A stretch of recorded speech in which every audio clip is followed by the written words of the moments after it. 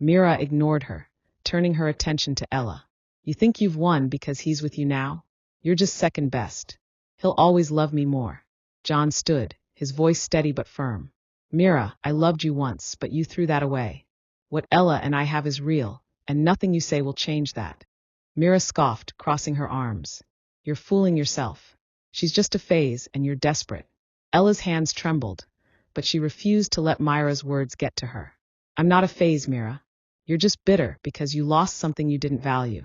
Their father intervened, his voice calm but stern. That's enough, Mira. This isn't about you anymore. It's time to let go and move on. Later that evening, Ella and John sat outside under the mango tree in her parents' yard. The air was cool, and the stars were just starting to appear. I'm sorry about what happened earlier, Ella said softly. I didn't want you to go through that. John shook his head. You don't need to apologize. Myra's words don't hurt me anymore. She's in the past. You're my future. Ella leaned against him, her heart swelling with emotion. Sometimes I wonder how we ended up here. I never thought I'd fall for you, but now I can't imagine life without you. John kissed her forehead, his voice tender. I feel the same way. You showed me what real love is. Love that's kind and supportive. I'll never take that for granted. Their love continued to grow in the days that followed. John started a small business selling handcrafted wooden items, a passion he had long neglected. Ella encouraged him every step of the way, helping him set up a website and reach new customers. One day, as they worked together in the shop, Ella paused to admire him. You're amazing, you know that? She said with a smile. John looked up from his work, chuckling. I think you're biased. No, I'm serious, Ella insisted. You've been through so much, but you never let it break you. That takes strength. John set down his tools and walked over to her, wrapping his arms around her. I couldn't have done it without you, Ella.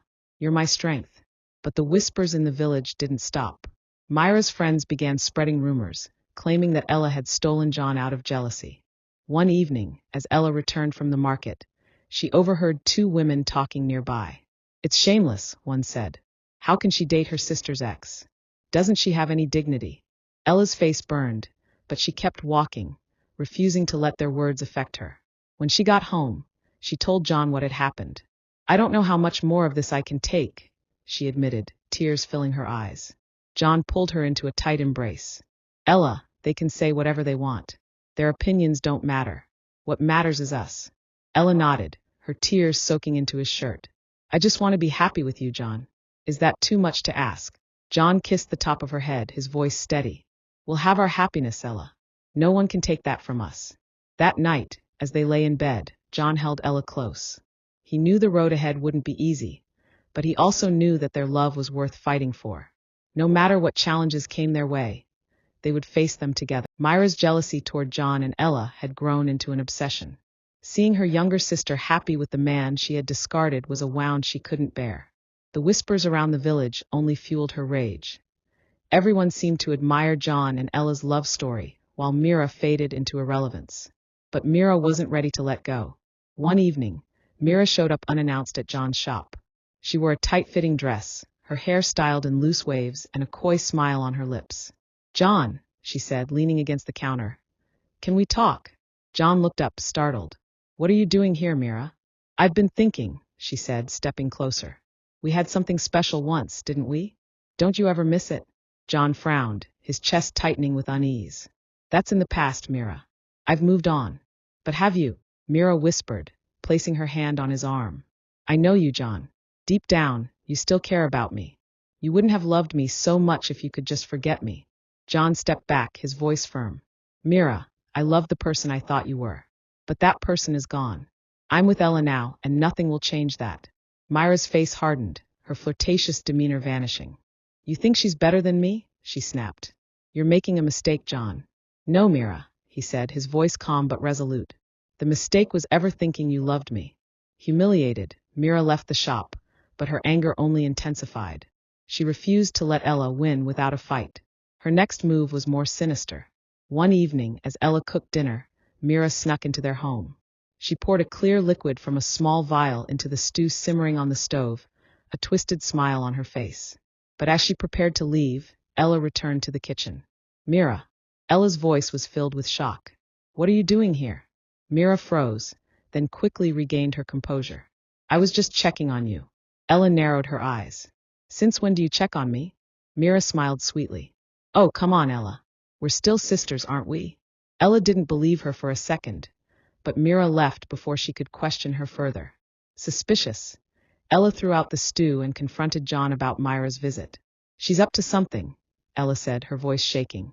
I don't trust her. John placed a comforting hand on her shoulder. We'll be careful. Whatever she's planning, we'll face it together. Myra's schemes didn't stop there. A week later, she tried to blackmail Ella, sending her a fake nude photo accompanied by a threatening message. If you don't leave John, this picture goes public, the text read. Ella's hands trembled as she showed the message to John. This isn't me, she said, her voice breaking. I swear, John, I'd never do something like this. I know, John said, his voice filled with determination. We'll handle this, Ella. Mira won't win. They reported the incident to the authorities, but the emotional toll was heavy. Ella began to feel the weight of her sister's hatred, and John struggled to keep her spirits up. As Myra's plans continued to fail, her desperation grew. One night, she confronted Ella directly. You think you can take everything from me and walk away unscathed? Mira hissed, her eyes wild. I didn't take anything from you, Ella replied, her voice steady.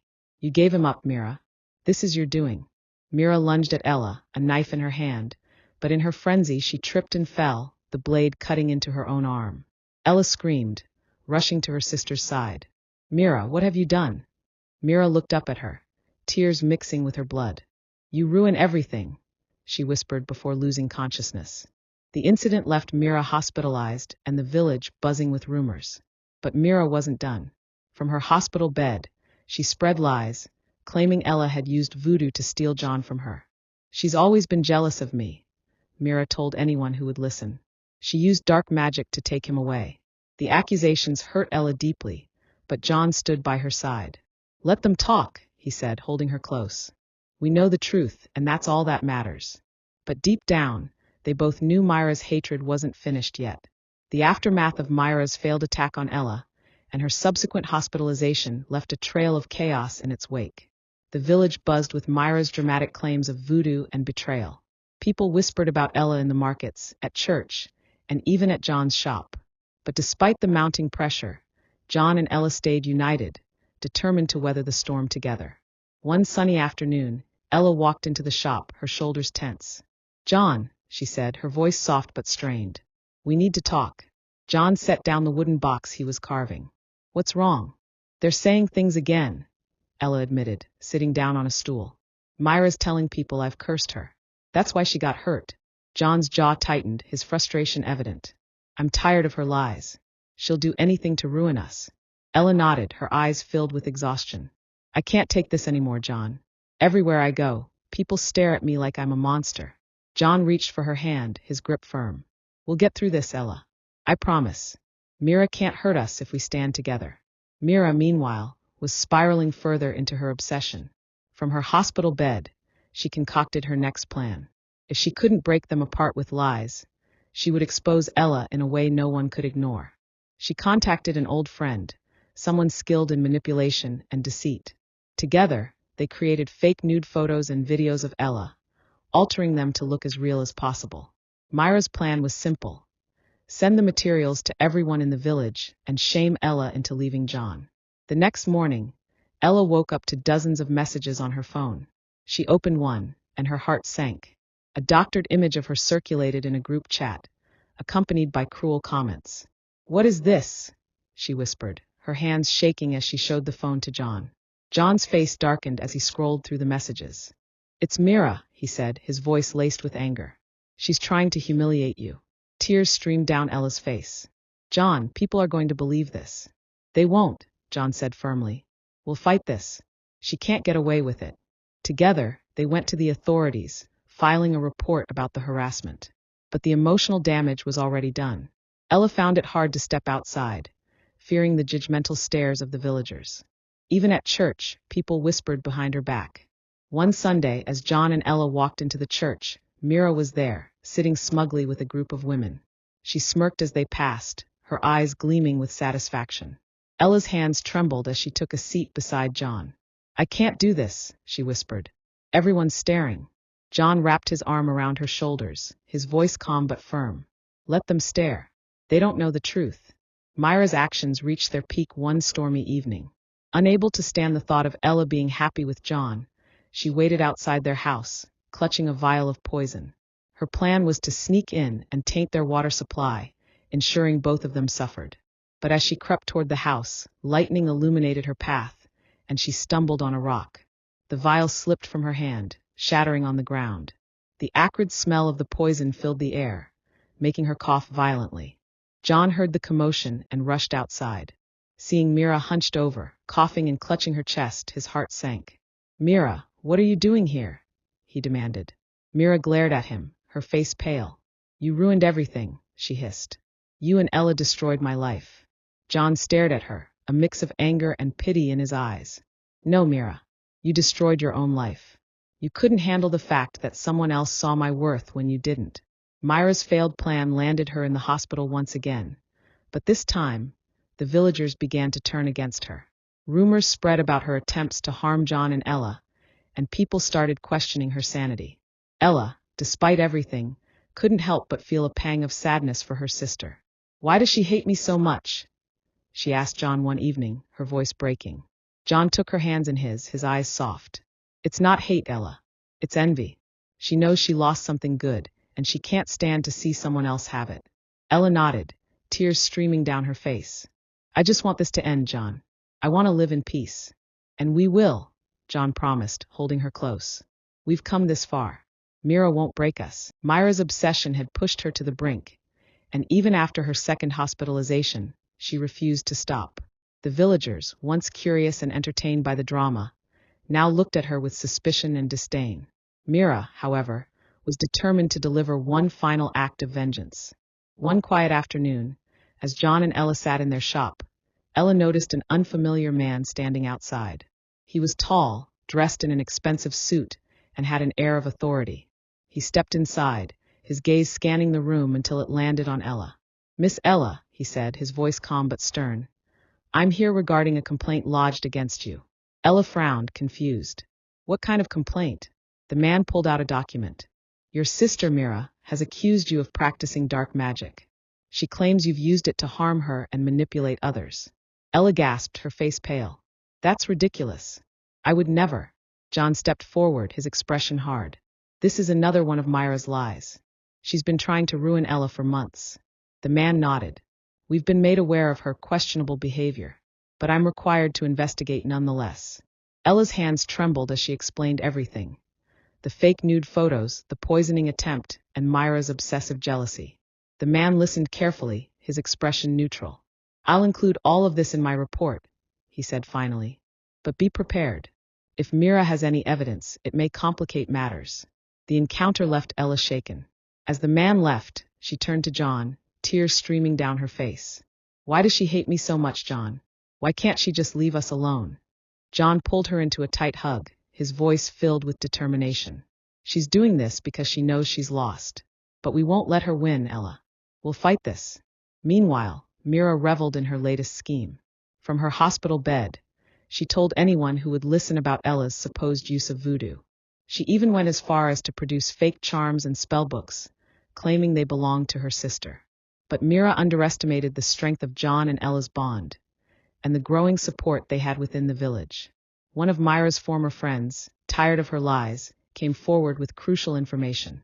She revealed how Mira had fabricated the evidence and how she had been manipulating people to believe her stories. This revelation spread quickly, and for the first time, Mira found herself isolated. Even those who had once sympathized with her turned their backs, disgusted by her actions. Myra's desperation reached its peak one stormy night. She escaped from the hospital and went straight to Ella and John's home. Armed with a knife, she pounded on the door, screaming incoherently. "Come out," she shouted, her voice raw with rage. "You've ruined my life. You've taken everything from me." John opened the door cautiously, stepping outside to face her. "Mira, stop this," he said, his voice steady. "You're only hurting yourself." Ella stood behind him, her face pale but determined. "Mira, this has to end. You need help." But Mira wasn't listening. She lunged at Ella, the knife glinting in the dim light. In her frenzy, She tripped and fell, the blade slipping from her hand and cutting into her leg.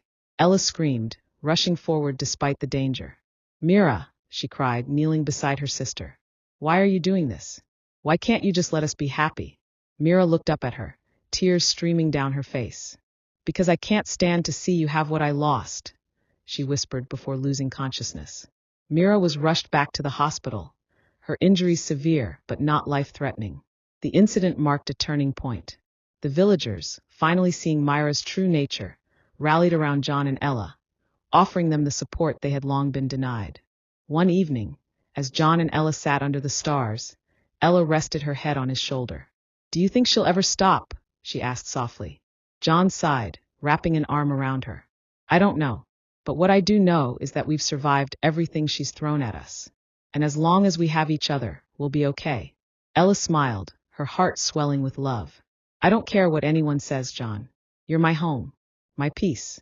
John kissed her forehead, his voice filled with emotion. "And you're mine, Ella. Always." Under the night sky, they made a silent promise to each other, to stand strong, no matter what challenges came their way. The aftermath of Myra's final, desperate act left the village in a state of uneasy quiet. For John and Ella, it was a bittersweet victory. They had endured Myra's lies, schemes, and hatred, but the scars remained. Still, they were determined to move forward and build a life free from her shadow. Weeks passed, and Mira remained in the hospital. Her injuries healed slowly, but the damage to her reputation and relationships was irreversible. Her once commanding presence in the village had been reduced to whispers of pity and disdain. Ella, despite everything, couldn't shake the sadness she felt for her sister. One evening, as she and John prepared dinner, she broke the silence. "Do you think she'll ever change?" John looked up from the vegetables he was chopping. "Mira." Ella nodded. "She's my sister, John. No matter what she's done, I can't just stop caring about her." John placed the knife down and walked over to her, wrapping his arms around her waist. "Ella, you have the biggest heart of anyone I know. But some people don't want to change. Mira has to want it for herself." Ella leaned against him, her voice soft. "I just wish things could have been different." John kissed her forehead. "We can't change the past, but we can build a better future. Together." Meanwhile, Mira was plotting again. Though weakened and isolated, her mind still burned with jealousy and anger. From her hospital bed, she began spreading new rumors, claiming that Ella and John had forced her to harm herself. But this time, the villagers didn't believe her. Too many people had witnessed Myra's downfall, and her lies no longer held weight. One day, a surprise visitor arrived at John and Ella's shop. It was Myra's former best friend, Linda, a woman who had once been Myra's closest ally, but had turned away from her after seeing the harm she caused. "Can we talk?" Linda asked, her voice hesitant. John and Ella exchanged a glance before nodding. "I just wanted to say," Linda began, her hands clasped tightly, "I'm sorry for not speaking up sooner. Myra's been toxic for a long time, but I never thought she'd go this far." "It's not your fault," Ella said gently. Linda shook her head. "I should have done more to stop her. But now I want to help you. If there's anything you need, just let me know." Her words brought a small sense of relief to Ella. Knowing they weren't alone in facing Myra's malice gave her strength. That evening, as John and Ella closed the shop, Ella turned to him with a determined look. "I think it's time we leave this village, John." John paused, surprised. "Leave?" Ella nodded. "We've built something beautiful here, but Mira will always be a shadow over us. I want to start fresh, somewhere far away from her and the whispers." John thought about it for a moment, then smiled. "Wherever you go, I'll follow. You're my home, Ella." Tears filled her eyes as she hugged him tightly. "And you're mine." In the weeks that followed, John and Ella made plans to move to a nearby city. With the help of Linda and a few supportive villagers, they sold the shop and packed their belongings. On their last night in the village, they visited the creek where their love story had truly begun. "I'll miss this place," Ella said, her voice tinged with nostalgia. John took her hand, his gaze steady. "The memories will always be with us. But now we get to make new ones." Ella smiled, her heart full. "I can't wait to see what the future holds." Under the starlit sky, they kissed, their love stronger than ever. Months had passed since John and Ella left the village. Their new home in the bustling city was smaller but cozy, filled with laughter and the warmth of their love. Together, they opened a new shop, combining John's woodwork and Ella's designs. Their love, tested by fire, grew stronger with every passing day. But even as they thrived, the wounds left by Myra's betrayal lingered in the shadows of their hearts. One evening, as the rain poured outside, John sat on the floor of their small living room, sanding a wooden jewelry box. Ella, curled up on the couch with a blanket, watched him with a soft smile. "You still make those?" she asked. John looked up, a glimmer of nostalgia in his eyes. "This one's special." Ella tilted her head. "What makes it special?" John held it up, the intricate carvings catching the light. "It's the first one I've made since we started over. I thought, maybe it could hold a new chapter for us."